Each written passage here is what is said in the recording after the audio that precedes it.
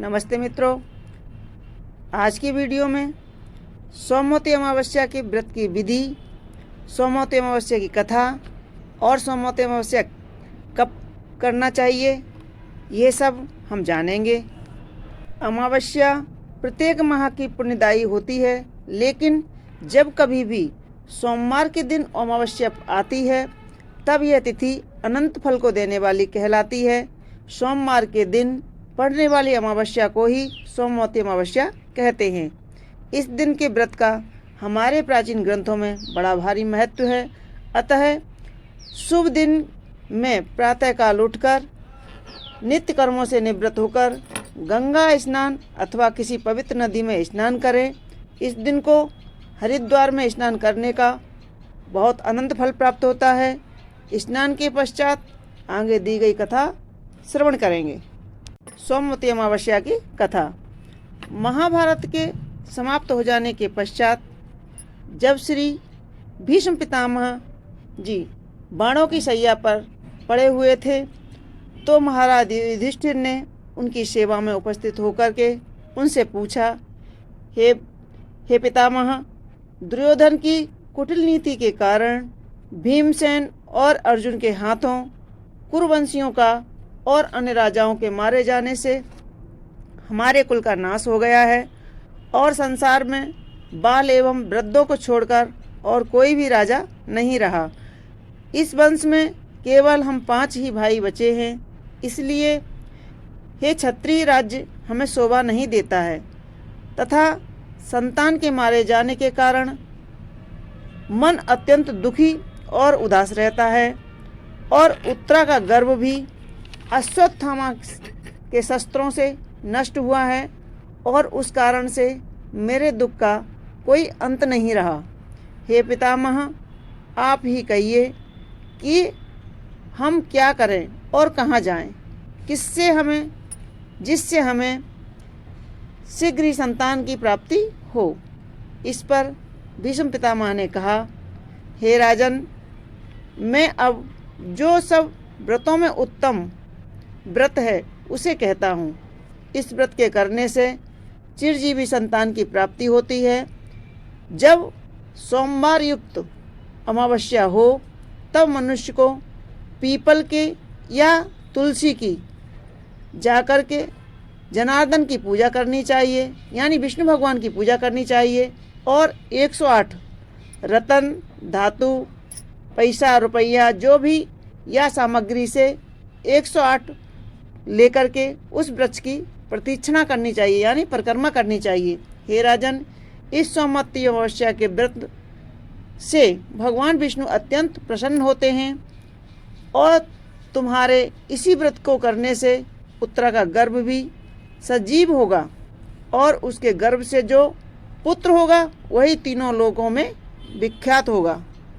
भीष्म पितामह की बात सुनकर युधिष्ठिर बोले, हे प्रभु, आप इस व्रत की व्याख्या कीजिए और आप यह भी बताइए कि मृत्युलोक में इस व्रत को किसने किया, किस प्रकार किया और क्या प्रसिद्धि पाई। यह व्रत यहाँ पर किस किस ने किया, इसके करने से क्या फल मिलता है।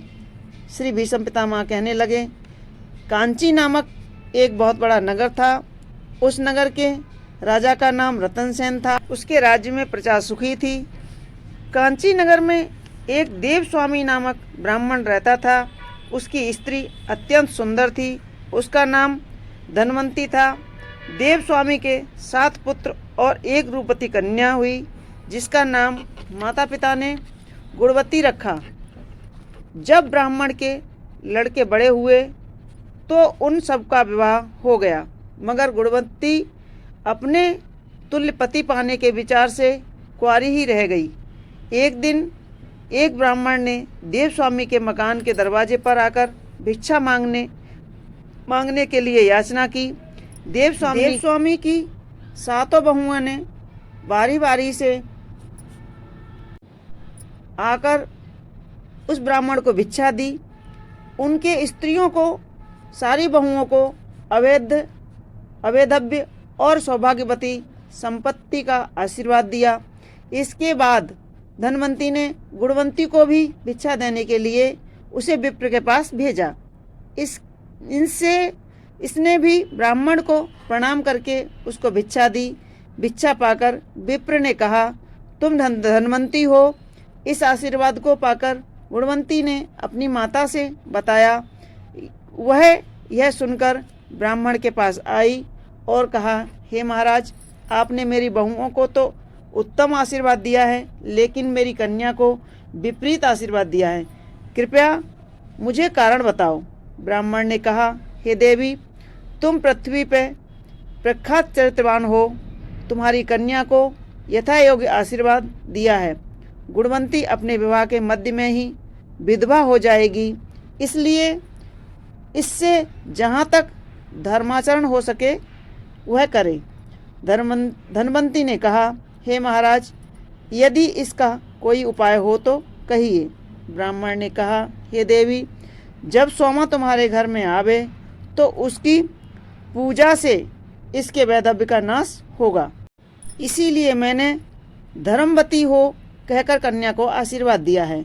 धनवंती ब्राह्मण की यह बात सुनकर चिंतित हो गई और उसको बार बार प्रणाम कर कहने लगी, हे महाराज, जिस सोमा के आने से वैधव्य का नाश होता है वह कौन है, उसकी जाति क्या है, वह कहाँ रहती है और कब आती है। विप्र ने कहा, सोमा जाति की धोबिन है और सिंगल द्वीप में रहती है। यह जब तुम्हारे घर आएगी तो गुणवंती का वैधव्य नाश होगा। इतना कहकर वह ब्राह्मण वहाँ से चला गया। धनवंती ने सारा हाल अपने पुत्रों से कहा।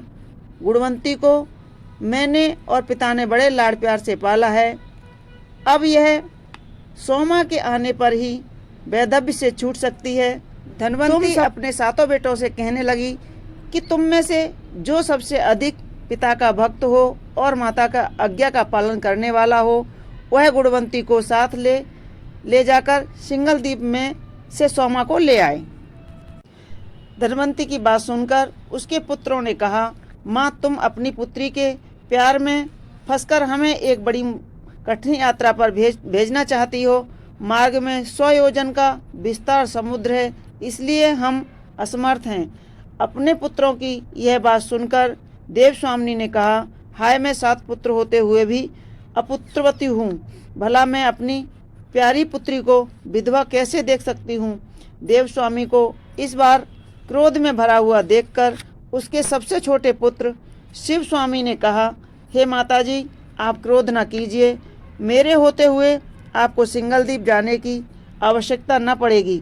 अतः गुणवंती को साथ लेकर मैं वहाँ जाऊँगा और कष्ट से छुड़ाऊँगा। इतना कहकर और माता पिता के चरणों में सिर झुकाकर देवस्वामी अपनी बहन गुणवंती को साथ लेकर सिंगल द्वीप को रवाना हो गया।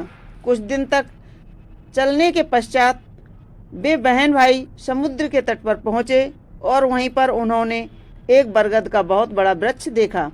उसके खोड़ में एक बड़ी गीद अपने परिवार के साथ रहता था। शिव स्वामी और गुणवंती दोनों एक दिन के लिए उसी पेड़ के नीचे ठहरे। गीद ने अपने बच्चों को लाकर जब भोजन दिया तो उन्होंने न खाया।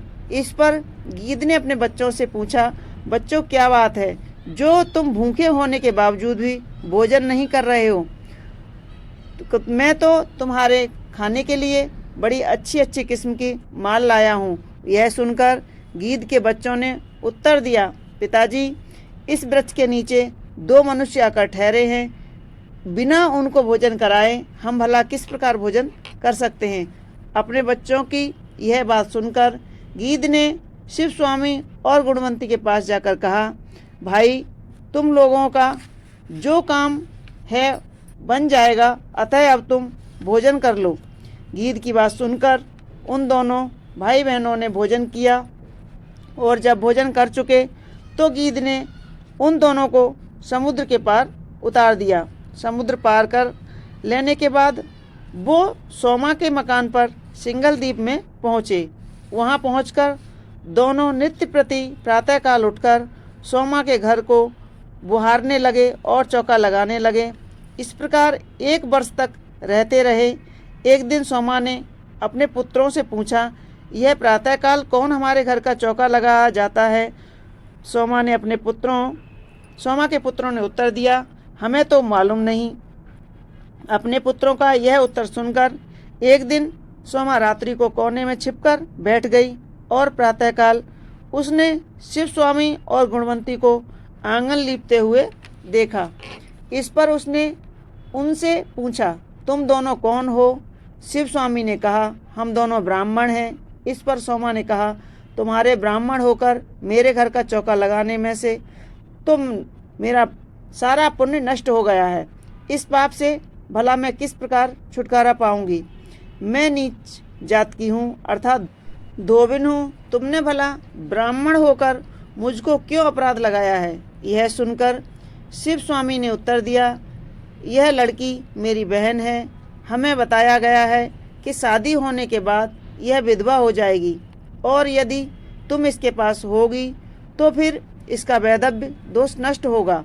इसलिए मैं और मेरी बहन आपकी टहल सेवा कर रहे हैं। इस पर सोमा ने कहा, आज के बाद तुम्हें यह काम नहीं करना है, मैं जल्द ही आपके साथ चलूँगी। इसके बाद उसके अपनी बहुओं से कहा, इस राज्य में कोई भी मनुष्य मरे तुम उसकी लाश का ऐसा प्रबंध करना कि जब तक मैं ना आऊँ तब तक उसे कोई जलाने न पावे।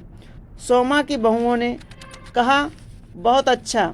इसके पश्चात वह दोनों को साथ लेकर समुद्र के तट पर पहुंची और क्षण में उन दोनों को समुद्र से पार कर दिया। स्वयं आकाश मार्ग से समुद्र से पार हुई और फिर सोमा के प्रभाव से सब देखते ही देखते कांचीपुर पहुंच गए। धनवंती बड़ी श्रद्धा प्रेम के साथ सोमा का स्वागत करने लगी। इसके बाद शिव स्वामी ने अपनी बहन के सदृश वर लाने को उज्जैन नगरी में गया। वहाँ से देव शर्मा ब्राह्मण के पुत्र रुद्र शर्मा को ले आया। उसके साथ गुणवंती का विवाह सोमा ने करवाया। शुभ लगन और शुभ नक्षत्र में देव स्वामी ने रुद्र शर्मा को अपनी कन्या का दान किया। देव स्वामी का मकान वेद मंत्रों की ध्वनि से गूंज उठा, लेकिन जब भांवर पड़ रही थी तो रुद्र शर्मा मर गया। उसको मरा हुआ देख करके उसके सब रिश्तेदार उच्च स्वर में रोने लगे, लेकिन सोमा चुपचाप बैठी रही और उसने अपने व्रत का सारा फल धनवंती को दे दिया। मृत्यु विनाशक व्रत का फल देने से रुद्र शर्मा जीवित हो उठा और एकदम ऐसे उठकर बैठ गया जैसे मानो सोते से उठा हो। इस तरह विवाह समाप्त होने के पश्चात गुणवंती अपने पति के साथ उज्जैन नगरी को चली गई और सोमा भी अपने व्रत का फल देने के बाद हंसी खुशी सिंगलदीप को लौट गई। अब उधर की सुनिए, सोमा के सब पुत्र मर गए। फिर उसका पति और दामाद भी मर गया। मार्ग में आते हुए सोमा को मरे हुओं को जिलाने वाला यानी सोमवार युक्त सोमवती अमावस्या तिथि पड़ी। उसने रास्ते में रुई की गठरी सिर पर रखने वाली एक बुढ़िया को देखा जो कि रोती हुई चली जा रही थी। बुढ़िया ने उससे कहा, पुत्री, मेरे सिर पर रखे हुए भार को उतार दे, फिर मैं तुम्हारे साथ चलूँगी। सोमा ने उत्तर दिया, माई, आज सोमवती अमावस्या है। आज के दिन मैं मूल, तेल और रुई को स्पर्श नहीं करती हूँ। जब सोमा तनिक और आगे चली तो उसे नदी के तट पर एक पीपल का वृक्ष दिखाई दिया। उस वृक्ष के नीचे बैठकर उसने भगवान विष्णु की पूजा करके कंकड़ियाँ लेकर उस पेड़ की 108 परिक्रमा लगाई यानी प्रदक्षिणा करी। और फिर भीष्म पितामह ने महाराज युधिष्ठिर से कहा, हे राजन, जब सोमा ने 108 प्रदक्षिणाएं की तो उसका पति, दामाद, पुत्र सब जीवित हो उठे। समस्त सिंगलदीप लक्ष्मी से परिपूर्ण हो गई और उसके घर में भी विशेषकर आनंद हो गया।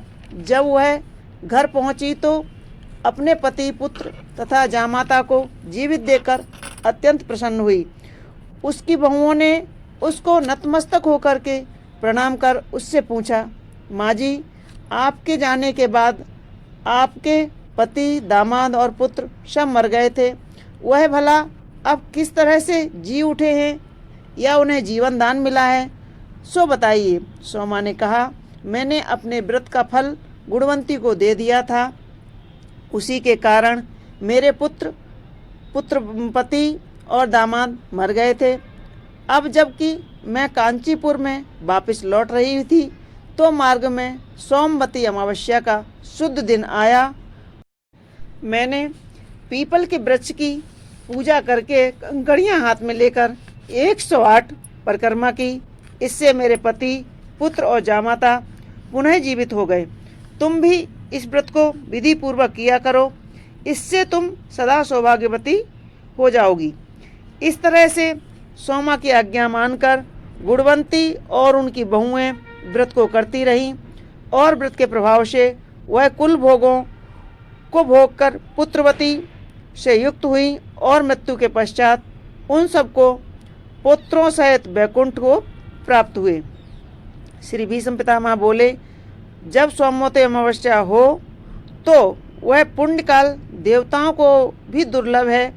उस दिन प्रातःकाल उठकर स्नान करके रेशमी वस्त्र पहनने चाहिए और पीपल के वृक्ष के निकट जाकर पीपल की जड़ में इस मंत्र सहित भगवान विष्णु का पूजन करना चाहिए। मंत्र व्यक्त विश्वरूपा सृष्टि स्थिति अंत के करने वाले आदि अंत से रहित आपको नमस्कार है। इस प्रकार पीपल के वृक्ष अक्षत, फूल, फलों और खाने पीने की चीज़ों से भगवान विष्णु की पूजा कर और इस मंत्र से पीपल के वृक्ष की पूजा करनी चाहिए। मंत्र, हे अग्नि और गोविंद के आश्रय स्थान अश्वत्थामा पीपल वृक्षराज, हमारे संपूर्ण पापों को हरो।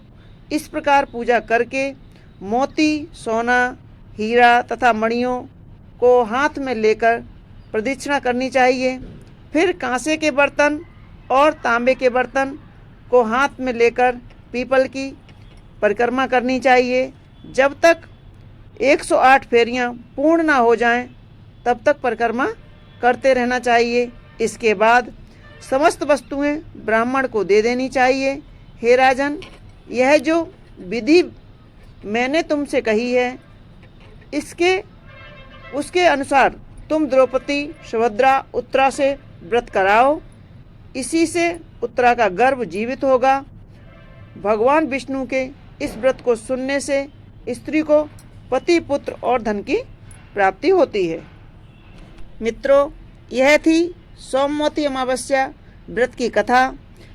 जो भी सोमवती व्रत करता है या विष्णु परिक्रमा लगाता है, भगवान विष्णु की कृपा से सुख सौभाग्य की प्राप्ति होती है, उसका सुहाग अटल रहता है। आप सब भी पूरी कथा सुने और भगवान की, विष्णु जी की कृपा प्राप्त करें। तो मित्रों, कैसी लगी हमारी यह कथा, हमें कमेंट्स बॉक्स में ज़रूर लिखें और हमारे वीडियो को लाइक करें, शेयर करें और सब्सक्राइब अवश्य करें। धन्यवाद।